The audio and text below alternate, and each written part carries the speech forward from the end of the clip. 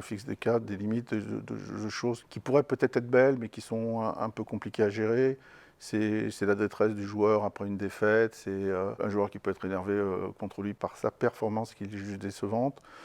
Donc en fait, par exemple, le vestiaire notamment, je n'y vais que quand on gagne des matchs. C'est vrai que j'ai envie de montrer aussi le Paris Saint-Germain sous ses meilleurs jours. Et voilà. Donc, après, c'est vrai qu'il y a parfois des joueurs qui m'ont dit, dans des moments un peu plus d'intimité, je préfère que tu évites de faire des photos quand je suis sur la table de massage ou des choses comme ça. Dans les années, je veux dire, 90, 96, les joueurs n'étaient pas forcément habitués à être photographiés et avoir la présence d'un photographe comme ça. Puis 2-3 ans, c'est la nouvelle génération de joueurs avec le développement des réseaux sociaux.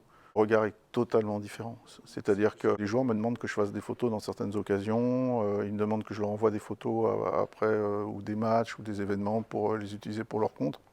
Donc ils ont intégré l'importance de l'image pour eux, pour leur image, pour leur propre image et de l'utilisation. Les joueurs font beaucoup de photos en fait après les matchs dans le vestiaire. Alors il y avait un moment où ils me donnaient leur téléphone pour que moi je fasse la photo, mais c'était souvent un problème pour moi parce que moi je voulais aussi la photo pour moi.